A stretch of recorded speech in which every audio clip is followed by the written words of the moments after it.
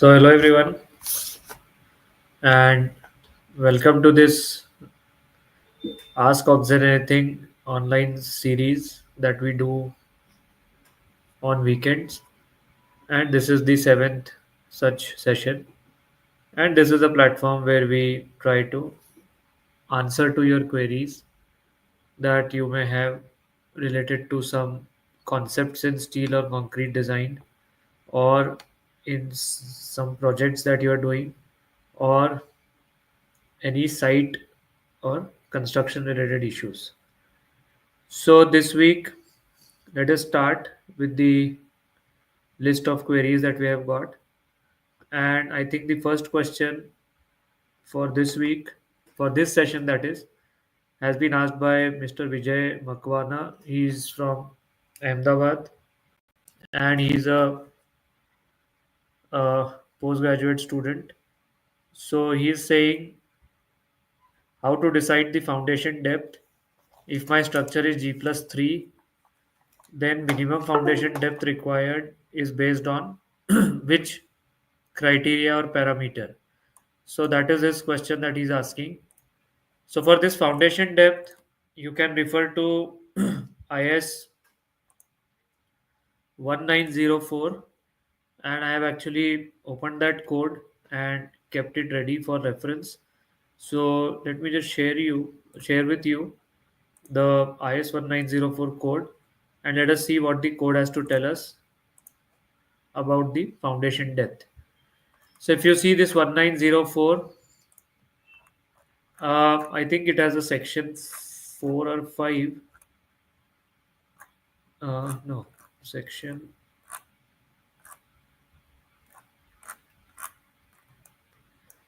7. Section 7.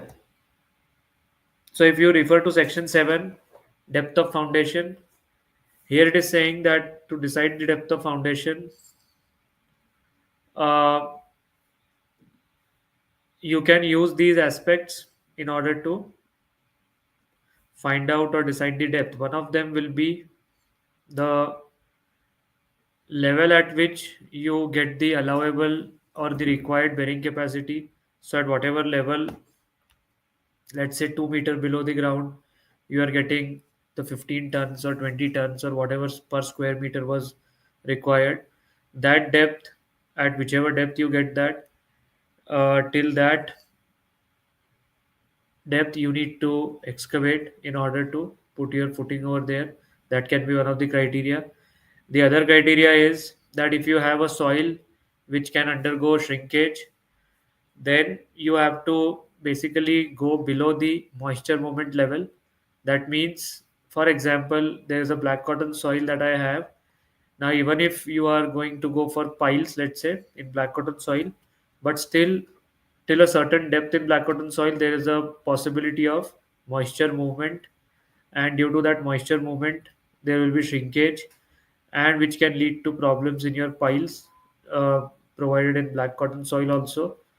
So the depth of moisture movement generally for black cotton soils is around 1.8 to 2 meters. That means even if you're providing piles, you give your pile and ensure that the bulb is provided after the zone of moisture movement.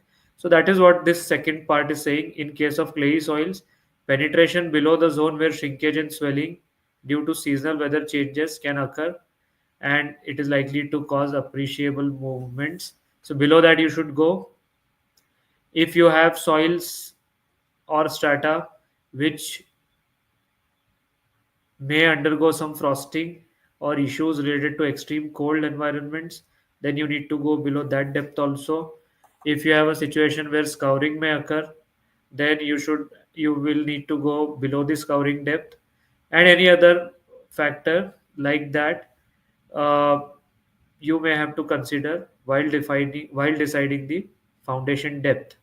Okay, so this is the section 7. It further says that all foundations shall exceed to a depth of at least 500 mm below the natural ground level.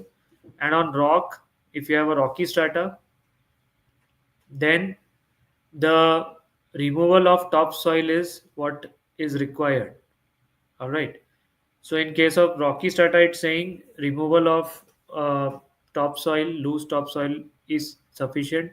Of course, as long as you get the required SBC at the depth, uh, that is the deciding criteria in case of rock. In case of soil, they have given these 4 5 different criterias. So this is the usual. These are the usual criteria that you can look at while deciding the foundation depth. I think in your 16700 there is another clause related to embedment for footings. And just have a look at it. So if you refer section 9,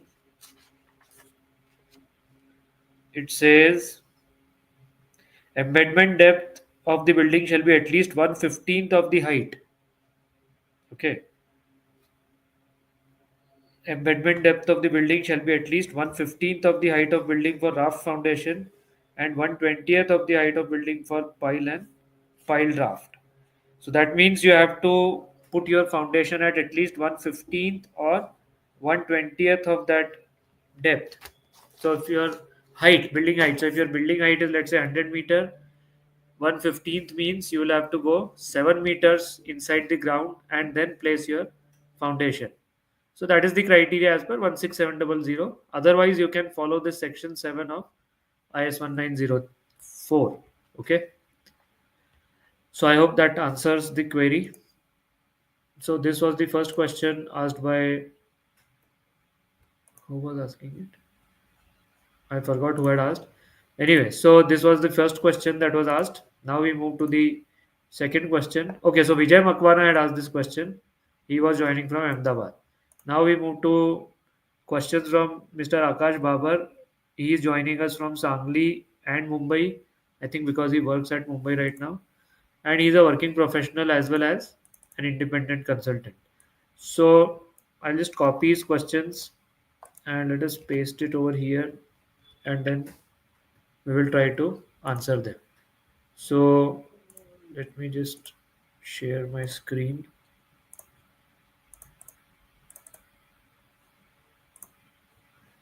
Yeah. So these are his questions. I hope you are able to see it in the OneNote. How do I increase the font size? Font size.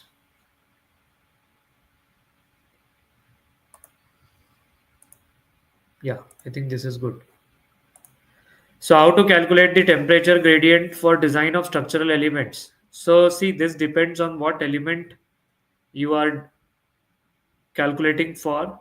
That means if you are calculating for beams, in case of beams, generally the thing that is sufficient for us is the maximum temperature and the minimum temperature and the ambient. Okay. So let's say ambient is 27 degrees Celsius, let's say maximum temperature at a place, imagine that it can go to 48 degrees Celsius, and the minimum temperature at same place can go to 5 degrees Celsius. So the delta which will cause expansion will be how much? So 48 minus 27, 21 degrees. Okay. And the delta which will cause contraction will be 22 degrees Celsius. Do you understand? Minus. So this negative temperature will cause contraction, positive temperature or temperature over the ambient will cause expansion. So if you are dealing with beams, then usually we will like to provide the temperature in the form of, I mean, in for beams or columns, what you need to do is you just need to load your member with the temperature load in the form of the expected expansion and contraction. And then what will happen? Either your beam will contract or the beam will expand, and then as per the end restraints, it will generate internal forces, whatever. Same thing for column also. So for columns, you just apply your temperature loads. So either it will expand or it will contract, and if it is restrained, it will lead to creation of internal forces. In case of slabs, usually in slabs, how do the temperature forces act? So if this is my surface of slab, So because of the large volume of slab that you have, it's more about the temperature differential at the different surfaces. So let's say this is the top surface of slab, this is the bottom surface of slab. Now because of the depth, large depth, what is more important in temperature loads in case of slab is that what is the temperature of top with respect to bottom. Okay, so that will decide the behavior that your slab will undergo in case of temperature related expansions or contractions. Clear? So for example, your ambient is 27 degrees Celsius, maximum temperature over here reaches 48 degrees Celsius, and at the bottom, let's say the ambient is still around 27, but at the bottom the temperature only reaches around 20 degrees Celsius because it is not exposed to sun. Okay, so the rays of sun don't fall at the bottom of the slab. So in that case, this surface and this surface will have temperature differential, and that will lead to temperature stresses in slab elements.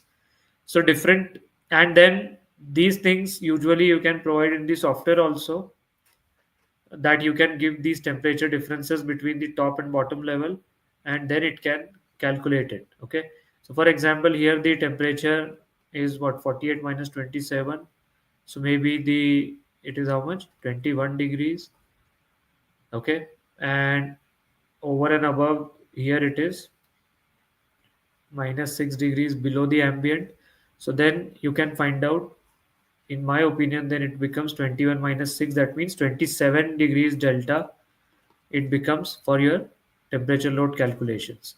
So one of the effects will be, of course, the stresses, the membrane stresses at top and bottom surface.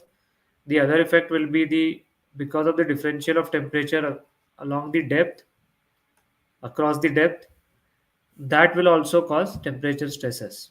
Okay, so this type of behavior we generally may have to consider in slab elements or thick slab elements. So for line elements like beams, columns, uh, it's more of how much temperature is going to vary overall, and that will decide the contraction expansion. In case of slab, it is more to do with the temperature difference between bottom and top surface. Okay, second part of his question is temperature load combinations. So you can refer to IS 875 part 5. It gives you detailed process to first of all find out the maximum and minimum temperature at locations in India, and then it will also give you the load combinations to be considered. Usually we will just add the temperature load without any factor. So usually, I mean, just like 1.5 dead load plus 1.5 live load plus temperature minus. So I think the load factor for temperature load is not very clearly given, at least in IS 875 part 5. So yeah, I think load combination factor you can just I'm also confused. You can keep it what?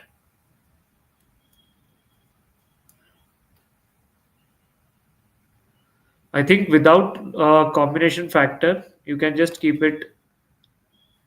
No, but I'm not sure. I'm slightly confused over here.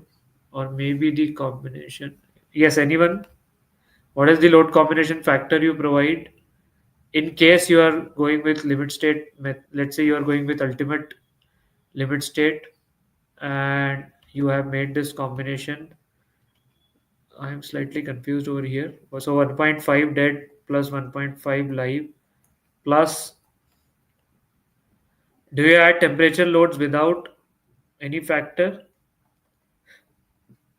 So of course, two different combinations will have to be made. One will be for temperature expansion, one will be for temperature creating contraction. So those two different combinations will have to be made. But what is the factor? That I am slightly confused. Do I need to have some factor over here, or shall it be just simple addition of temperature load? Yes, anyone would like to add something over here? Because I am slightly confused. I forgot what load combinations I used to take. Yes, quickly, anyone, or else I need to answer it next time. If no one is typing anything, maybe I'll look into it again and answer it next time. Okay. So load combinations, generally you add temperature loads with all the load combinations. Okay. And you make two combinations. One will be for temperature going above the ambient, the other will be for temperature going below the ambient. But the combination factor, I'm slightly forgetting. Mr. Jay Patel is saying it's not mentioned in IS 875 part 5. You do get the mention in IRC 6 actually. So let us quickly look at IRC 6. IRC 6 gives you detailed load combinations in case you have temperature loads acting. So let's quickly see that as well. Let me open IRC 6.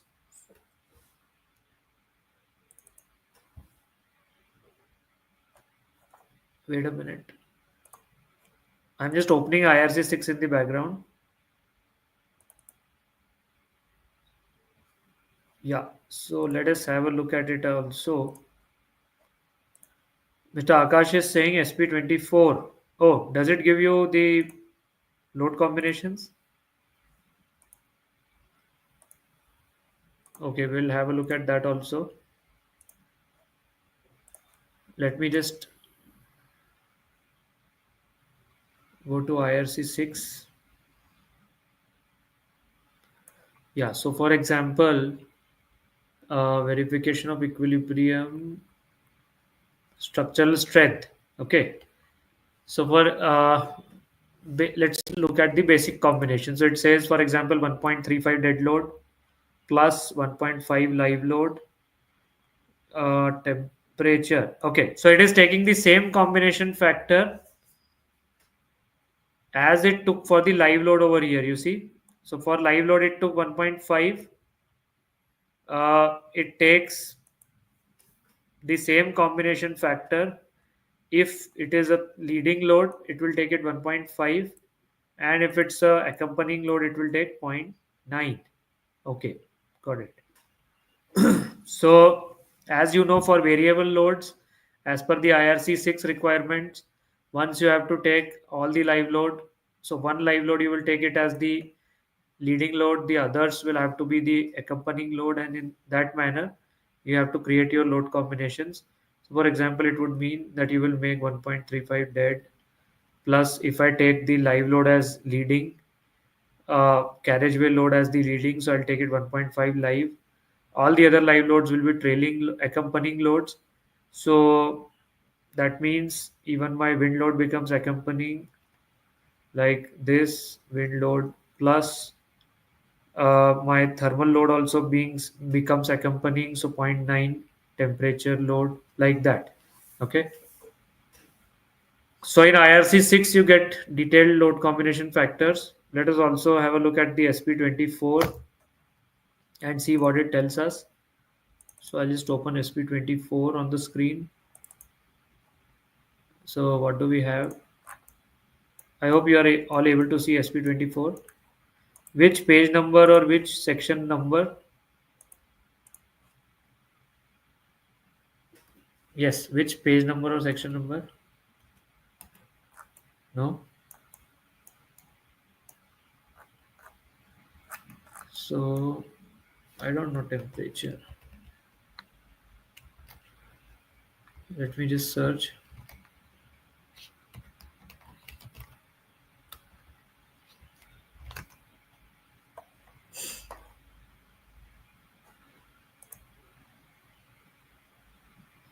Temperature.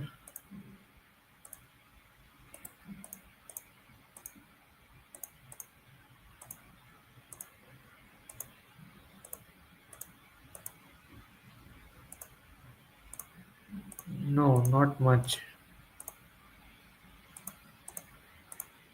Ah, here it is given. So 1.4 dead plus 1.4 temperature. Okay, so it seems that they are taking the load combination factor same as that for dead loads. But this is the IRC SP to the old code, which was revised in 1978. So I'm not sure if the same combination factors have to be taken. So this remains unanswered right now. The query related to the load combination factor. So maybe uh, we can try to answer it in the next session about this load combination factor for temperature loads. So maybe in some cases, as I can see, they are almost taking the similar combination factor that you had for dead load over here. Anyway, we'll answer that in the next session. Effective length. So moving on to his next question, effective length factor for columns. So what is the specific query over here? And its overrides. So overrides in ETABS is quite easy. You just go to, I mean, you just select that member, go to view overrides, and then you will be able to change whichever effective length factor you need to or you want to change. So that is quite easy, and that option is available in etabs. So I don't know what is your specific query related to it, but changing the effective length factor according to your wish is quite easy. Okay, those options are easily available over there. Mr. Akash is then asking, fourth question is, should we consider surcharge load on backfill soil for restoring movement calculation? So his question basically is that, let's say you have a case where you have made a retaining wall and whatever is the shape that you have provided, and here it is retaining higher. So here it is retaining this, and here it is retaining this, and let us imagine that there is some surcharge over here. So now surcharge, what it will do, it will have a percentage, it will have the effect of surcharge shall be felt by this wall also. So Mr. Akash is saying that should we consider the effect of this surcharge, because it will add to the restoring movements, and this will basically help you to balance the overturning movement. So his question is, should I consider this surcharge? So if this surcharge is always going to be there throughout the life of this retaining wall, then you may wish to, or you may be correct in taking this restoring moment effect of the surcharge. But if this surcharge has a transient nature, that it can be there, be not there, then you should not take this surcharge in the restoring moment calculation. And anyway, if you want to be on a conservative side, it is better not to take this surcharge for the restoring moment calculation. Okay. Yeah. Mr. Akash is asking, should we overwrite the K values that ETABS calculates or keep it as it is? No, so ETABS does a good job in calculating the effective length values depending on the sway behavior. So for this, what you need to first see is whether your case is or lateral loads are going to be important for your structure or not. First, you should check that. Accordingly, you should decide whether sway will become an issue for you or not, and then accordingly you let etabs take the k value whatever it is calculating, because etabs does a good job at this k value calculation. So first you need to ensure that whether your column should be taken as a sway column or an ordinary column or a ductile column. First you need to decide that. Once you decide that, then you can rely on the etabs to take the appropriate k value. Okay. All right. So I think that those were his questions. Moving on.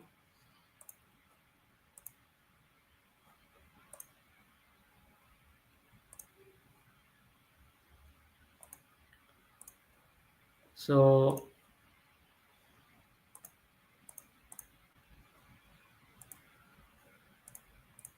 yeah.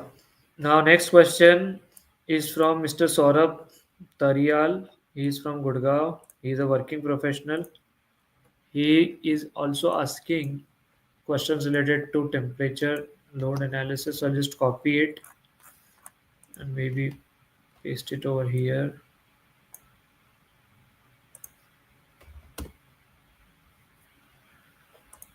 Okay.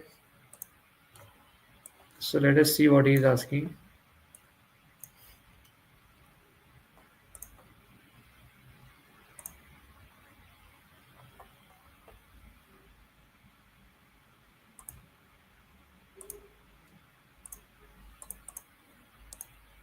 Yeah. So is Mr. Saurabh Tarial from Gurgaon. He's asking, in doing temperature analysis, some design firms apply the temperature and design as per results given by ETAPS. So they apply the temperature loads. Okay. While I have also seen some consultants calculating axial force capacity of rebar and then providing extra for temperature. Calculating axial force capacity of rebar. No, I did not understand what is this second approach. While I have also seen some consultants calculating the axial force capacity of rebar and then providing extra for temperature. I'm not sure what that means. Uh, you need to explain your question in more detail because I'm not able to understand your question properly. The first question, that is. In his second question, he is saying, while calculating deflections, can we take the length of span based on contour values and not the actual span between supports? For example, if the length of span between supports is 8 meters. Okay, so he's saying, for example, if I were to take a case of a beam like this, I'm drawing the elevation, and he's saying that let's say the deflection starts after, or the deflection is quite negligible near the supports. So the deflection maybe starts after some distance away from the face. Let's say this is 6 meters, but the support to support distance was 8 meters. So he's saying that while calculating deflection, and usually the permissible deflection is the span upon some ratio. So he's saying, can we take the permissible span equal to this from where the actual deflection starts, or appreciable deflection starts, or should I take the span between the supports?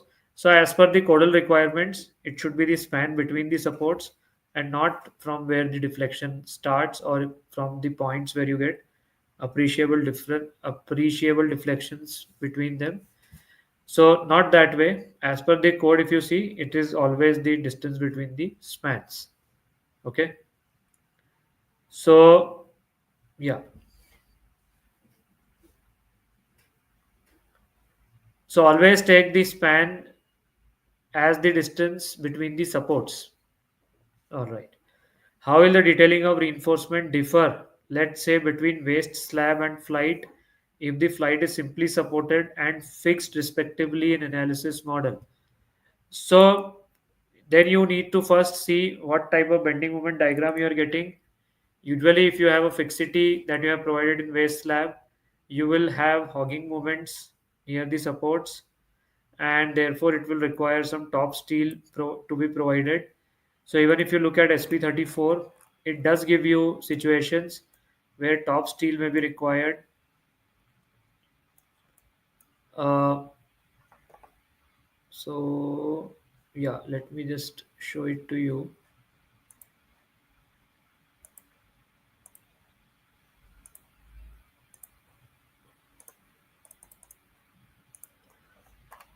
Right, so like this.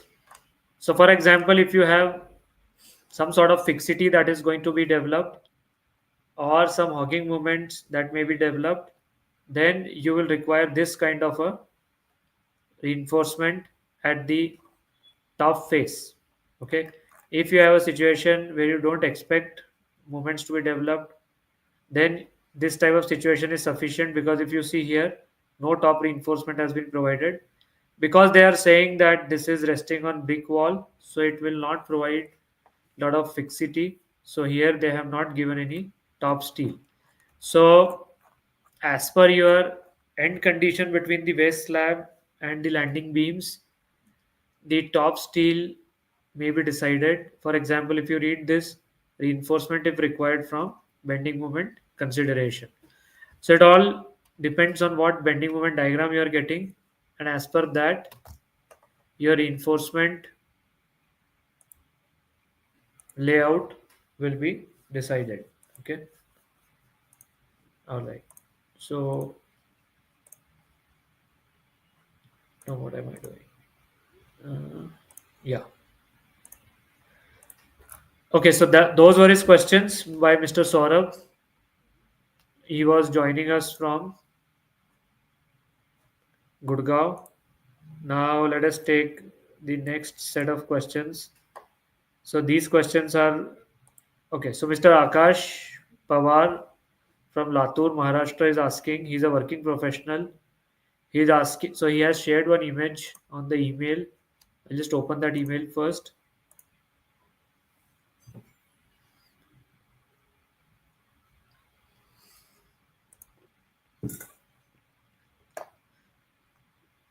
Let me open that email. So yeah.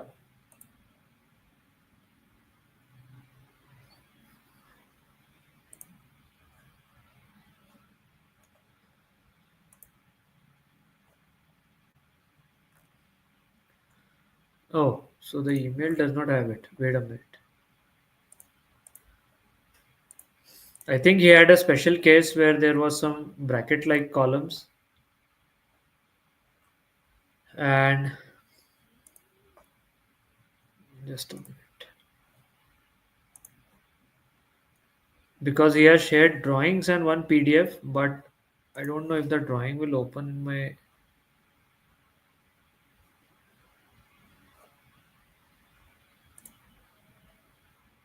Just hold on, I'll just check if that drawing opens because there is always that version issue.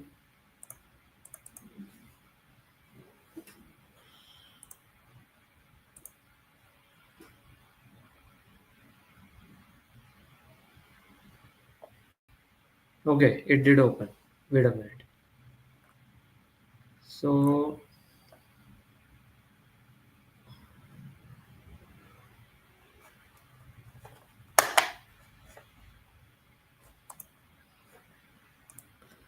just hold on, I'm just trying to open that drawing.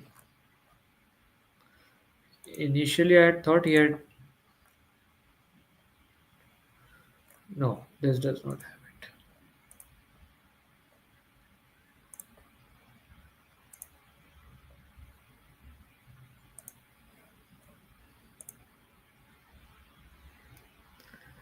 Just give me a minute, please. I'm just trying to open the drawing that he has shared on email.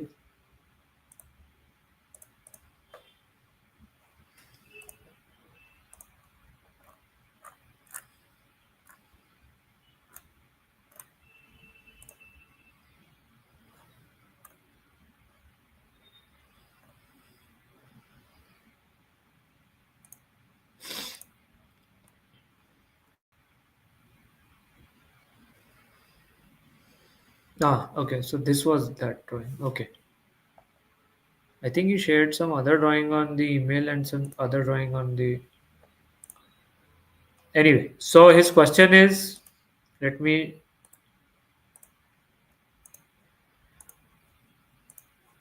Yeah, so he's asking how to model these types of brackets. All right. So can you see this PDF? So I guess what's happening over here that this is the footing. Here there is the footing. This and then over here, as you can see, this first floor beam is getting cantilevered, and from here there is a column resting on this cantilever, and then for additional support, they have this element also. So his question seems to be that how do I model uh, this type of bracket column analysis and modeling? So I think in this case, what you can do is that you can continue this column. See, modeling is simple. You can just continue this line right from the, let's say, base level right till the top. So I think that's not a problem from from this base level. You continue this column. You already have a beam over here. So this green line is the beam. you take the cantilever out. I think that is also not a problem. Then additionally, you model this type of an element also. So this element also you can model again by line element in ETABS. And then finally you will have this column at the tip of this cantilever beam like this. So you can model this column over here. And then because of the natural connectivity, what will happen? You will see the forces getting transferred in this inclined strut in the form of compressions maybe. And then in this column also you will see the forces, moments, whatever. In this beam also you will get the desired analysis output. So I think in this case you can ignore this portion of your, so this middle portion you need not model this. This middle portion need not be modeled. So this black thing that I'm highlighting, no need to model it. Okay. This is just a filler thing. You can provide it later on site, but no need to model it. What are the important things you need to model? So one is this element, which is just the continuation of column, and other is this slanted strut-like element. Okay. Mr. Arbaz Kazi is saying in his design office we don't model the below inclined column. Okay, so he's saying that this purple thing they don't model. Is that what you're saying? So I guess as an additional safety or as an additional conservative approach towards the design, they are not even modeling this inclined thing. So that means as a part of additional thing they are considering it. But I think that's not a good practice. I'll tell you why. Why it's not a good practice? Because then the behavior of this beam will change. So if you don't model this inclined column in your model, so this beam will essentially be a cantilever. So the reinforcement that you will get would be hogging. Okay. And then when on site you provide this, you will suddenly see or observe that the hogging movements are not as much as you thought. All right. And that would mean a different bending moment diagram as compared to what you had initially estimated or assumed. So that will be problem for you. So my suggestion would be that if you're going to provide this inclined strut, you should model that also in your whatever ETAB stat, so as to get the proper bending moment diagram in this beam. Okay. So essentially what will happen that you are considering this type of a case loaded like this, but you are going to make it like this. Okay. So the behavior might change. So it is better that if you model this inclined strut also. Okay. So this was question from Mr. No, from Mr. Akash Pawar, and he was joining us from Latur. Then let's go to the next question. First, we'll take the questions asked in the Google form, and then we will go to the questions being asked in the YouTube comments. So next question is from Mr. Arbaz Kazi. He is joining us from Mumbai, and he is a working professional.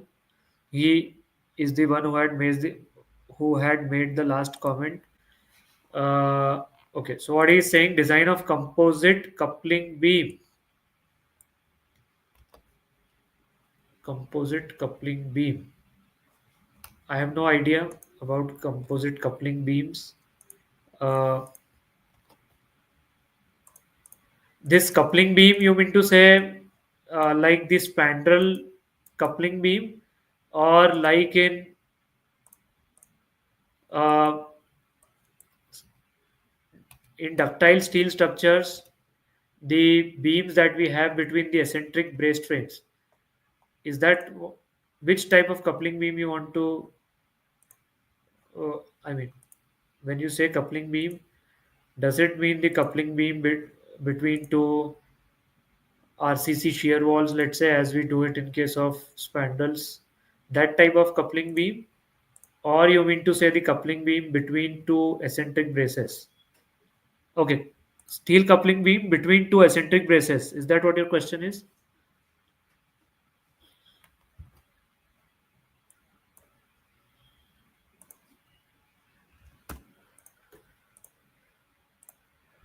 Can we go through the section of CCB and understand the procedure for design? No, so I am not sure about the procedure.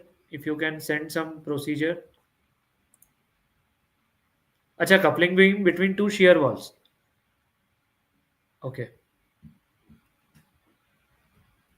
Acha, I section embedded in it. Mr. Akash Babar is saying he is asking about RCC coupling beams in between two shear walls with I sections embedded in it. It's there in AISC 341.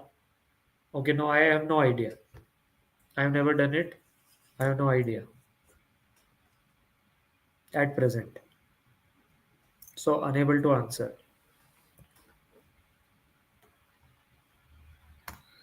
Okay. So this question remains unanswered. Let's move to the next question and let's see what is the next question being asked. So next question is from Mr. Pawan from Nashik. He is a working professional. So he is saying we have a case. Okay, let me just copy it and take it to OneNote.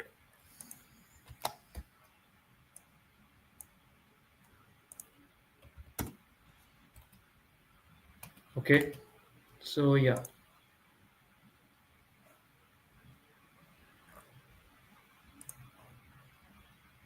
So this coupling beam question, I don't know enough right now, so I'm not able to answer it.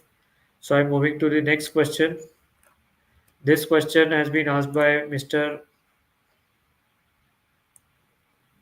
Pawan from Nashik, and he's a working professional. So he's saying we have a case where beam is resting on another beam. In ETABS, if beam is resting on other beam, it is released, but on site the workers provide L-shaped beam. So basically, he's saying that in plan, let's say he has a beam over here in plan, and then this is another beam, and suppose that I had columns over here. So this becomes my primary beam, but this becomes my secondary. So he's providing a moment release over here. But on site, the workers provide L-shaped reinforcement to it. So basically, if I draw the sectional view over here, so maybe if I were to draw this sectional view, so you have this sort of a primary beam and you have a secondary beam. And what he's saying that workers provide reinforcement like this, so the behavior may get changed. So see, in actual practice what we try to do in such cases, that this top bar we will try and ensure not to have a full development length provided. We'll just have a minimum development length, or I mean just have a minimum length of this bar inside. Okay, that's it. We will not do uh, we will not develop this bar up to LD. So if we do that, we in a way, so if we are only providing, let's say LD by 3 or not even LD by 3, only around 150 to 200 inside, then in a way what I can say is that this is close to our approximation where we say that the moments will not be, or movements can be assumed to be released to a certain extent between the secondary and the primary beam. So to ensure this assumption on site, we usually will not like to develop our bar, the top bar of secondary beam inside the primary. And not only developing, we'll just try to restrict it to minimum. And for shear transfer, first of all, we will rely on the shear transfer through these longitudinal reinforcement and also on the aggregate interlock, aggregate shear transfer, and we do provide some hanger bars between the primary and secondary, what you can also find in SP34 detail. Okay, so there will be a hanger bar that is usually provided, and that will help for the shear transfer between secondary and primary. So as long as possible, we'll not try to have any substantial length developed inside the primary. So if that is happening on site, you should try to educate the reinforcement detailer to not provide long development or long anchorage lengths of reinforcement.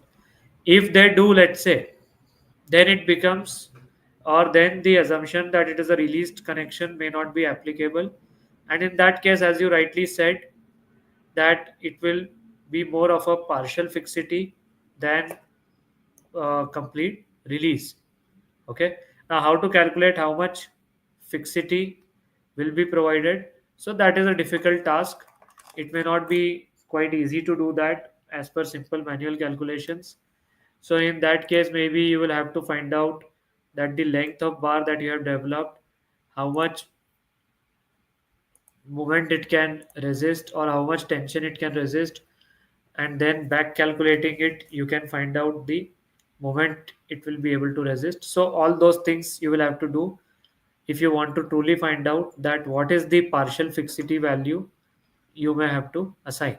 So my simple suggestion would be try not to provide these bars with longer anchorage lengths in the primary. Have as short length anchorage length provided in the primary as possible, primary beam. And for shear transfer we will have some other techniques uh, employed. Okay. Yes. Okay. Then his next question is, while checking torsional irregularity, should we consider four corner points at the terrace level only? No, at every floor you need to check the torsional irregularity. You need to check it at every floor. In addition to this, there is an output table analysis result, joint output displacement, story max over average displacement. Can we refer this table or calculate manually? You can use this table. You can use this table directly that ETABS gives you. You can use this table. But then it is always better if you can cross check it manually also. Okay. Yeah. So that was his question. Now let's go to next question being asked by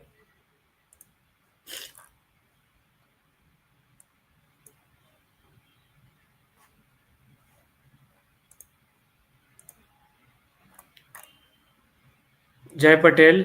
He is joining us from Ahmedabad. So he has two questions. First question, and he is a working professional. So his first question is, for RCC structures, irregular in shape, length of building is 80 meters. If we don't want to provide expansion joint, then which element or what factors do we need to consider in design for temperature forces, and which additional considerations we need to follow? All irregularities taken care have been taken care of.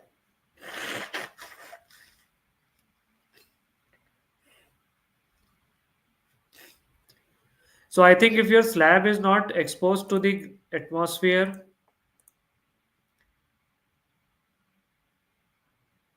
if your slab is not exposed to atmosphere or it is not exposed to direct sun, I don't think temperature will be such a big problem if you ask me, even though it may be 80 meters, but I don't think it will be such a big problem. So if you don't want to provide expansion joints, although I'm not sure why you don't want to provide expansion joints, uh, and let's say if it's a case of a roof slab, and there you are worried about the temperature. Okay, that's what he's saying. Yeah, and only roof slab exposed to temperature. Okay, so in that case, then what you can do is, as I was explaining earlier in today's discussion, that in that case you can try to prepare some analysis model, and you model your slab as shell elements first of all. Okay. So if you are doing it in STAD, generally we don't model the floors usually. So you model the floors, and then whatever will be the temperature differential between the top and bottom surface, those temperature differentials you apply to your slab element. Okay, that option you get in stat. In etabs also you get that option to apply the temperature differentials between the top and bottom surface of your slab. So you apply that temperature differential. We had discussed how to find out that temperature differential just a little while ago in today's session. You can just go back in the session and see. So you just put that temperature differential value, and then I think you will be able to get the temperature related stresses and whatever forces and moments and shears it generates. Okay. Yes. So I think that will be the way to do it. Then his next question is he has shared one image. Uh, Although I have not fully understood his question, uh, but I'll just put that image and let him. So he has posted this image. If you people can see, uh, but what is his question?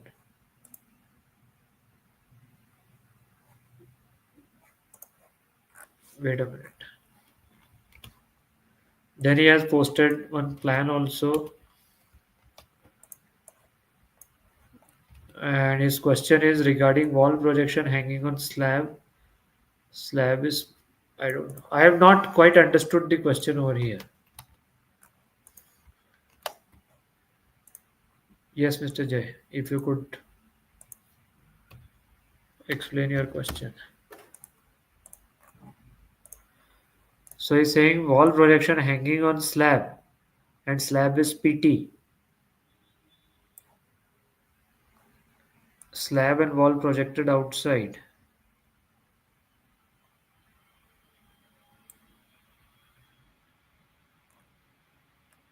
Okay, so are you saying that this is the slab, this was some slab, and this part is hanging from the slab, and this is then putting load on the slab, something like this? This is this what you want to say? Because I have not properly understood your question. Yes, Mr. J.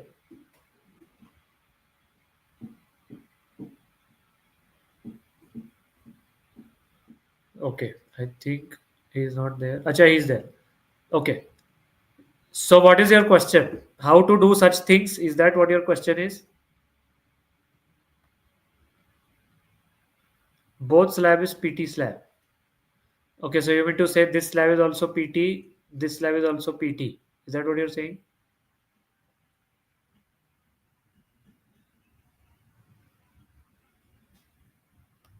Okay.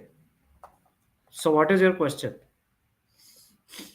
No, so in this, see, in this case, what I can understand. So your question is how to design the slabs in such cases? All right. So see, in this case, if you see, I mean, of course, you can do this hanging sort of thing also, that you have your slab over here in section, if I were to show you, and then this thing is hanging. Okay, so whatever this thing is hanging, you first of all find how much this hanging portion, how much load it will have, and if this is slab is cantilever, what moments shears it will create. Accordingly, you can provide the reinforcement in the slab. Okay, and to stabilize this hanging portion, we will provide some hanger reinforcements that will be properly embedded or developed inside this slab. Of course, this is one way of doing it. In this case, what I can see is that what they might have done, that they already have a column over here, if you see. So naturally they will take reinforcement like this, like horizontal cantilevers. So for this wall, in my opinion, they are going to take horizontal cantilevering reinforcements from this column itself, and you also have a backspan. So if you try and imagine, they will take this reinforcement, provide it till the back, and maybe this portion also slightly they can make it in concrete, so that you can develop the reinforcement with a good backspan. So I think in this case, that is what they will prefer. If you don't want to do this type of an arrangement, then you go for this hanging thing. So this hanging thing, first of all, you can find out the moments and shears it will create on this slab. Accordingly, you provide this slab reinforcement. For this hanging portion, generally the loads will not be that high. Okay, so you just need to design this hanging reinforcement, ensure that it is able to take this load, and this load will be purely due to gravity load, self weight. So whatever the shear and axial tensions will be caused due to this self weight, that much reinforcement you should provide, and you should ensure that it is well developed in the slab. Okay, yeah. Mr. Vineet is saying we can provide hidden beam there. Yeah, that's what I was thinking. That at the backspan, in the columns backspan, in fact, you can have a wall sort of a thing also, RCC wall sort of a thing in some portion, and then you can develop that, uh, and then you can provide this hanging wall as a horizontal cantilever. Maybe you could do that. Otherwise, you just design it as a hanging thing. Hanging, it's not a big problem. See, hanging means all the reinforcement you can design to take the tension due to the self weight of the hanging wall portion. It will not be much.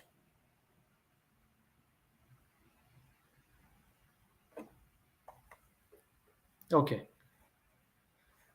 Okay. So next question is being asked by,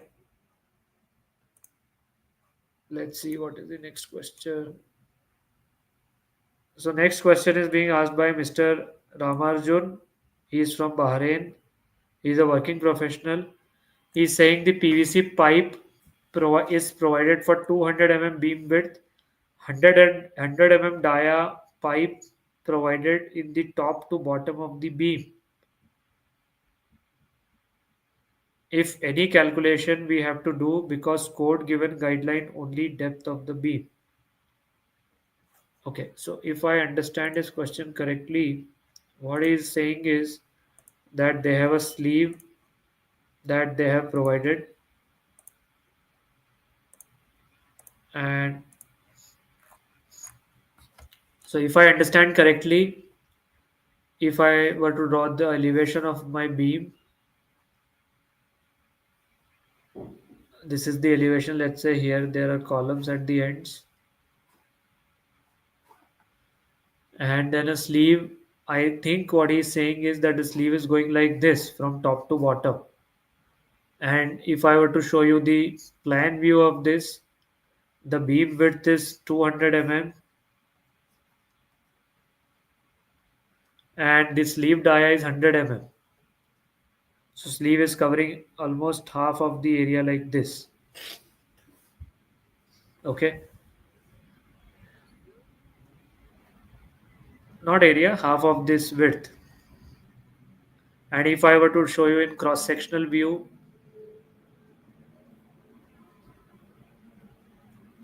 so let's try to draw a cross section.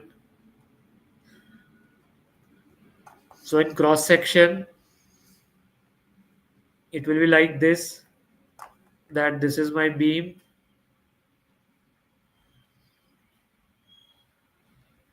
whatever depth it is having, and then there is a complete sleeve going from top to bottom like this. So this is the scenario we are having. Now question is how to take care of this. I don't think this is such a big problem. And why it's not such a big problem, because wherever you are getting the, see what will happen because of this. Number one, how to ensure continuity of flexural stresses. So flexural stress continuity, or the continuity of compression and tension in the fibers. I think that can be easily ensured by providing longitudinal reinforcement in this space. Okay, so you can provide and ensure proper longitudinal reinforcements are provided in this space. If you see about the shear stresses, there is a discontinuity of shear stresses that you may have because this portion is gone. Okay, so in such a case, I think what you can do over here is what you can do over here.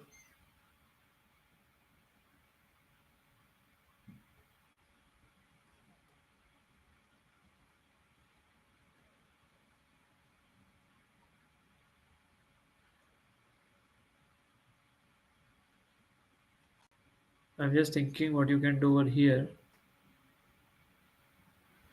Okay, so I think across this, in the close periphery of this, so in the plan view, in the close periphery, you can provide some longitudinal bars, just like a column detail you can provide around it.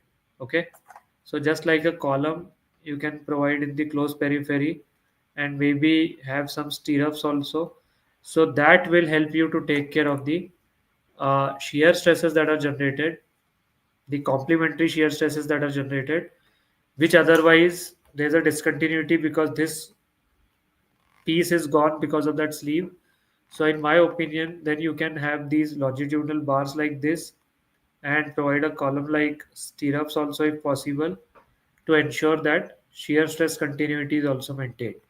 So I think in this type of a peculiar case that you're having, you could ensure first of all the continuity of longitudinal reinforcement. That is easy, but you can provide this type of a column like detail in the periphery of this sleeve. Okay, that is my thought. All right, then the last question on the Google form is by Mr. Rohit R, and he is joining us from Karnataka, and the question he's asking is, he is an independent consultant. So he's saying in some of the buildings we use for 150 solid block walls, and client asks us to provide a column of 150 because the block wall is 150. So in such a case, what to do? That is his question. Let me.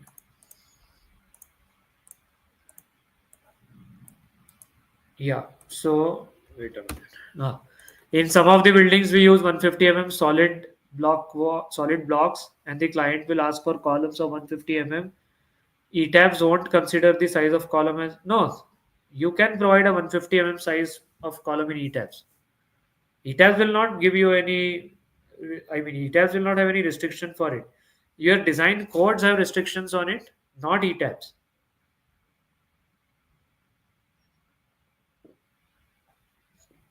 And the design codes have restrictions on wall thicknesses also. Okay, so it's not as if there are no restriction on wall thickness and there is a restriction on column thickness. No, even your wall thicknesses have restrictions. So designing of column and shear wall in ETABS is having same procedure. No, I mean the design procedure is same, but the manner in which outputs will be given for shear wall and for columns are slightly different. The process essentially is same. It is just that for shear walls, it will also give you the boundary element checks. For columns, it will not give you the boundary element checks. Otherwise, the process more or less is same. And ETABS will not say you yes or no for the minimum column size. It is the design codes that may not allow you to go for a column size less than a particular dimension. Please understand. Okay. Yeah. Okay. So that was his question. Now let us see the questions asked on the live chat. So Civil Clock is asking which software will be better, ETABS or STAT? No, feature wise, if you see and the updation that is being carried out time to time, ETABS is the better software as compared to STAT. Uh, but both, I mean, both are able to do the this job quite well, analysis job. It is just that ETABS has more features and the options for inputs and the options to get certain outputs is easier in ETABS as compared to STAT. So I would say ETABS is the better software as on date. Yes, Mr. Magaj is saying separation gap between two buildings to be checked for seismic and wind both. No, not for wind as much as for seismic. Why not for wind? Because in case of wind, if your buildings have similar sort of, what can I say? I mean, of course, you have to check, but in case of wind, what will happen? That the type of, I'll just explain what I want to say. So, for example, of course, you have to check the separation gap, but the strategy adopted is slightly different. What it means is that let us say this is my building, okay, building one, and then this is the building two, and let's imagine a case of wind. So, what will happen? Both will almost certainly, for a given direction of wind, both will deflect in the same direction. Do we agree with this statement or not? Isn't it? So that means whatever is this delta, whatever is the maximum displacement delta, if the minimum separation was also equal to delta, more or less you can be assured that there will be no pounding effect under the case of wind. You got my point? Why I'm saying that? Because when wind is blowing in a certain direction, you can be assured that both the buildings will sway or laterally deform in the same direction. So therefore, what I'm saying that this separation gap, I can easily keep it just equal to the maximum lateral deflection. You get it?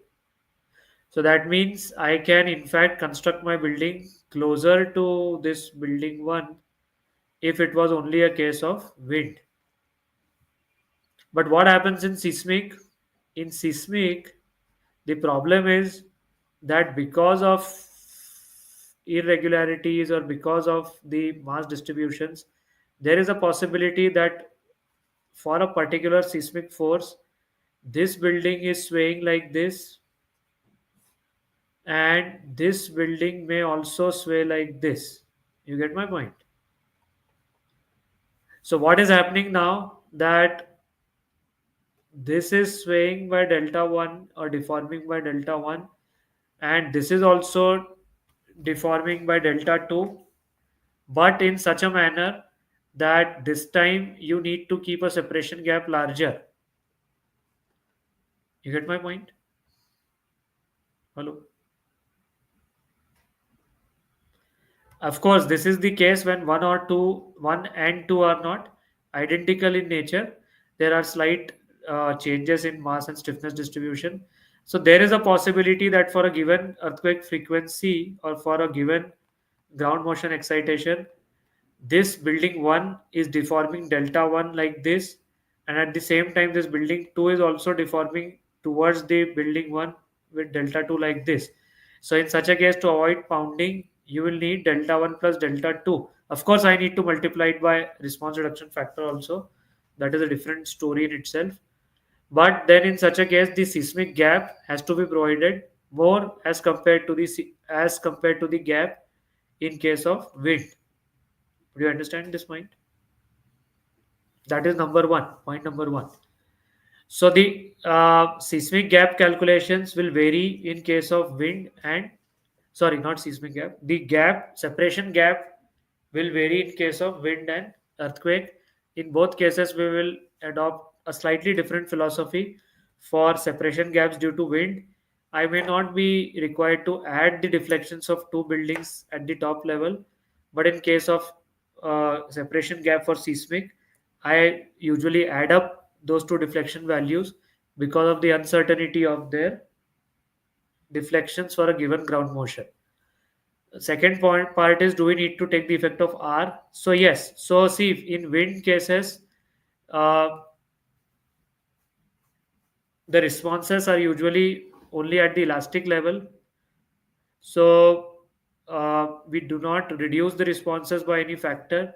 So when I am taking in case of wind, I don't multiply it by any R value as such. While when I take in case of seismic, I already reduced the response by R factor. So the actual deflection will be R times that value. So yes, for seismic, for separation gap calculations for seismic, we do consider the R values. Okay.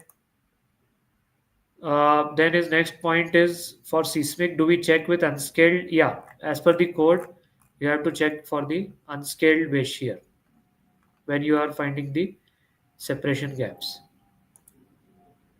Mr. Magaj is saying, in one of the sessions we had told that for gravity loading we can use non-sway option for column design, but my question is that there will be sway for gravity load due to unsymmetrical loading. Yes, that remains a possibility that even due to gravity loads, there might be a situation of unsymmetrical loading which may cause sway. So, yes, when I made that statement, this particular situation or this particular condition was not uh, thought of, but this remains a possibility. However, for normal framing, normal frame structures, even if there is unsymmetrical loading, it does not cause a very substantial amount of sway as such, so that the values are so high that it becomes a sway frame. Those values, such a high magnitude is not reached usually. But yes, your statement, I do agree that there might be situations uh, that because of the unsymmetrical loading, there might be lateral sways in your column. But again, I don't think that those values will be as high that they make your frame as a sway frame. I don't think so. Okay. Yes. No. Then there was one more question. Mr. Pramod Srivastav is saying, can you please explain a little in Hindi? Okay. No, so see, what you can do is, from next time, those who are asking questions, you can specify whether you want to answer, whether you want me to answer in Hindi or English. So I can speak three languages: Marathi, Hindi, and English. So maybe you can just mention in your question in which language you want the explanation to be. Okay, usually we uh, try to speak in simple English because I think it is reachable to a larger number of people if we speak in simple English. But if you are having any specific problems, you can always tell in the question itself that you would want the response in a particular language. Okay. Okay.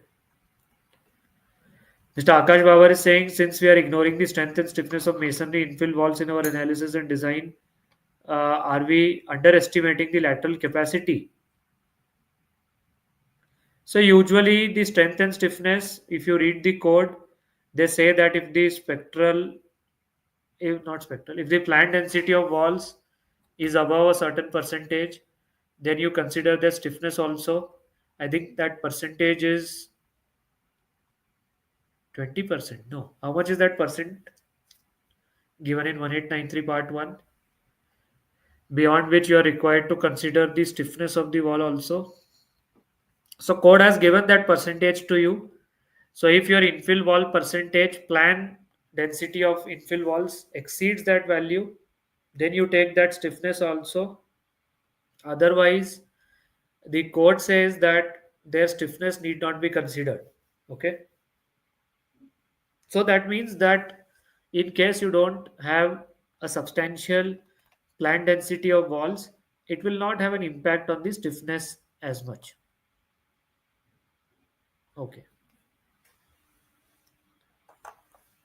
Yes. So anything else?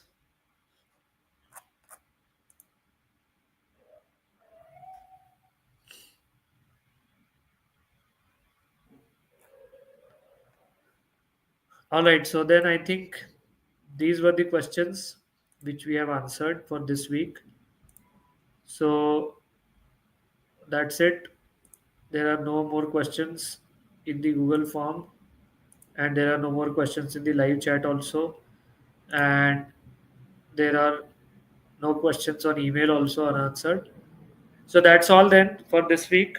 Thank you. And now we will see you next weekend. And next weekend again we will meet and we will try to answer your queries. So till that time, thank you for joining us. And that's all we have for today. Now there was one question I had seen. I think I missed it. Uh, just wait a minute. What was that? Okay, Mr. Vineet is asking how to design STP. Any lectures are available? So we have done a complete course on liquid retaining structures. Uh, you can go through that course. You will find the details on our website. In that, we have gone in depth with liquid retaining structures of all types, underground or on ground or above ground. So I think you can have a look at that course.